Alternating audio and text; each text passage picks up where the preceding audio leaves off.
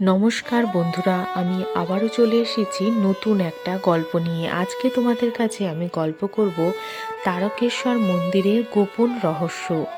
হুগলির তারকেশ্বর মন্দির প্রতিষ্ঠা 1729। বাবা তারকনাথের একটি অত্যন্ত জাগ্রত শৈবতীর্থ, যার মূল রহস্য একটি স্বয়ম্ভূ নিজেই আবির্ভূত শিবলিঙ্গ। লোকবিশ্বাস মতে এটি রাজা ভারমল্ল রাও জঙ্গল পরিষ্কার করার সময় খুঁজে পান। এই মন্দির ঘিরে স্থানীয় অলৌকিক কাহিনী, দধিপুকুরের অলৌকিক মাহাত্ম্য এবং শ্রাবণী মেলায় ভক্তদের চরম ভক্তি প্রধান গোপন রহস্য ও আকর্ষণ। তারকেশ্বরের শিবলিঙ্গ মানুষ দ্বারা স্থাপিত নয়, বরং এটি স্বয়ং প্রকাশিত, যা এই মন্দিরকে বিশেষ পবিত্রতা দিয়েছে। মন্দিরের উত্তর দিকে অবস্থিত দধিপুকুর বা দুধপুকুরকে পবিত্র মনে করা হয়। কথিত আছে এখানে স্নান করলে মনস্কামনা পূর্ণ হয় এবং রোগ নিরাময় হয়। বাবা তারকনাথ শিবের একটি উগ্র রূপ, যিনি সমুদ্র মন্থনের সময় বিষ পান করেছিলেন। ভক্তদের বিশ্বাস বাবা তারকনাথ অত্যন্ত জাগ্রত।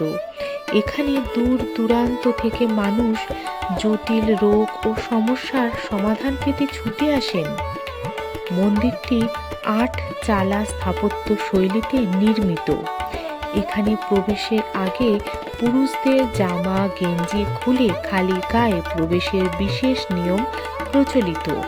মূলত ভক্তদের ভক্তি এবং অলৌকিক অভিজ্ঞতাই তারকেশ্বর মন্দিরকে এত রহস্যময় ও আকর্ষণীয় করে তুলেছে। তারকেশ্বর মন্দিরে ঘণ্টা রহস্যের কথা জানেন? হুগলি জেলার মধ্যে রয়েছে শৈবতীর্থ তারকেশ্বর, আর তার মধ্যে রয়েছে রহস্যজনক ঘণ্টা রহস্যর গল্প। শিব ভক্ত বা যে কোনো পুণ্যভিলাষী মানুষদের জন্য এই স্থানটি অতীব ফলপ্রদ হিসাবে বিবেচিত হয়। এই তারকেশ্বরে রয়েছে বাবা তারকনাথের বহু প্রাচীন মন্দির, যে মন্দির নিয়ে ভক্তি ও বিশ্বাসের বহু কাহিনী রয়েছে। বাবা তারকনাথ এত জাগ্রত যে এই স্থানে কোনো মানুষ নিজের মনোবাঞ্ছা নিয়ে হত্যে দিয়ে পড়ে থাকলে বাবা সেই ভক্তের যে কোনো অসম্ভব মনস্কামনা পূরণ করেন। এই মন্দিরে হত্যে দিয়ে বহু মানুষ ফল পেয়েছেন। তারকেশ্বরের মন্দিরে ভেতরে প্রবেশ করলে দেখতে পাবেন বাবা তারকনাথের ঘরের ঠিক সামনে একটা জায়গায় বহু বড় বড় ঘণ্টা বাঁধা রয়েছে তালা চাবি দিয়ে।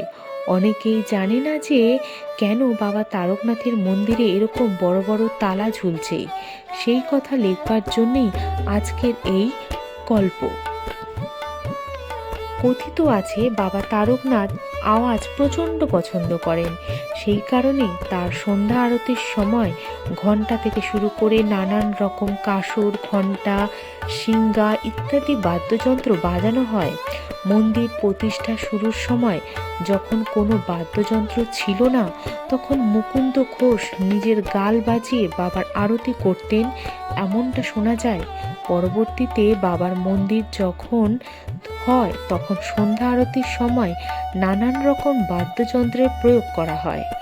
বাবা তারকনাথের মন্দিরে তাই কোনো ব্যক্তি ঘণ্টা মানসিক করেন, অর্থাৎ সেই ব্যক্তির মনোবাঞ্ছা পূর্ণ হলে তিনি বাবার মন্দিরে ঘণ্টা নিয়ে আসেন। এরপর সেই ঘণ্টাটি তালা চাবি দিয়ে বন্ধ করে চাবিটা দুধপুকুরের জলে ফেলে দেয়। এছাড়া বাবার মন্দিরে অনেকে ঢিলও বাঁধে। মনস্কামনা জানিয়ে 10 টাকা দিয়ে ঢিল বেঁধে রাখা হয়।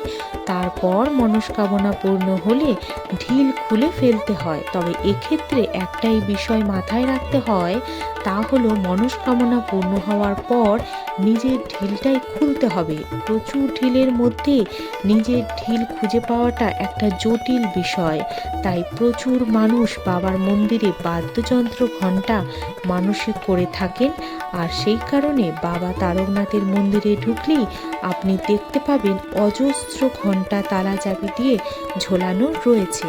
তো কেমন লাগলো বন্ধুরা আজকের এই ভিডিওটি? ভালো লাগলে অবশ্যই লাইক, কমেন্ট এবং সাবস্ক্রাইব করতে আপনারা কিন্তু ভুলবেন না।